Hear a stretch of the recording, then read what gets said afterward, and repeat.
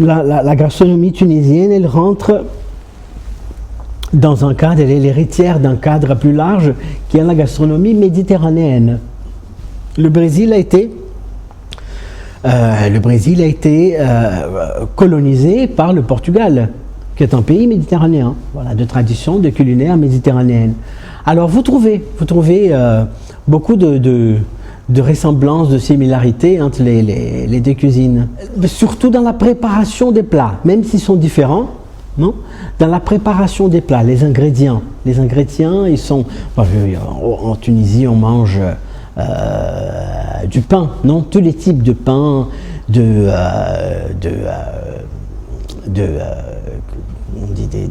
des douceurs, non? On emploie beaucoup le sucre et le sucre et le miel, et au Brésil aussi. Voilà, nous sommes de grands consommateurs. Je crois même que trop. Il faudra, les Brésiliens consomment énormément de sucre.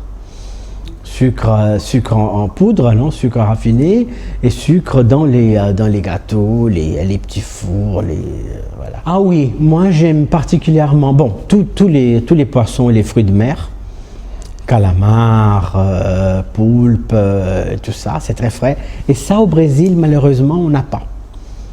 On en a dans certaines régions, mais pas c'est pas aussi courant qu'en Tunisie. On n'a plus la tradition de manger de la viande rouge. Voilà. Les fameux churrascos, les grillades brésiliennes, non? Dont on raffole en Europe, même ici. Là, on pense à la culinaire brésilienne, on pense toujours aux grillades, non? Aux viandes rouges. C'est vrai. Il y a une grande consommation de viande rouge au Brésil, de viande de bœuf. C'est bien, c'est bon, mais c'est pas en grande quantité, c'est pas tellement bon pour la santé. Non? C'est pas aussi sain, non? Qu'on l'imagine. Et alors, en Tunisie, j'aime tout ce qui est fruits de mer et poissons. Et le brick, j'adore le brick. Et au Brésil, on a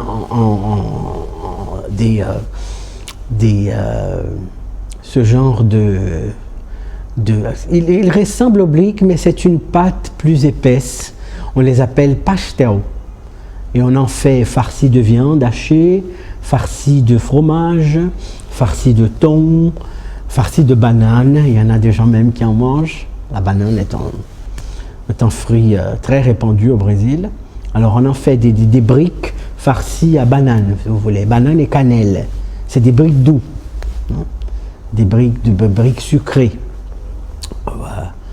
Et la camounilla. Ce qu'on n'a pas, la différence, c'est surtout au niveau des viandes rouges. Ici, la consommation de viande de bœuf n'est pas tellement grande, non? C'est plutôt fruits de mer ou poulet. Non? Et quand il s'agit de la viande rouge, c'est plutôt le mouton. Voilà.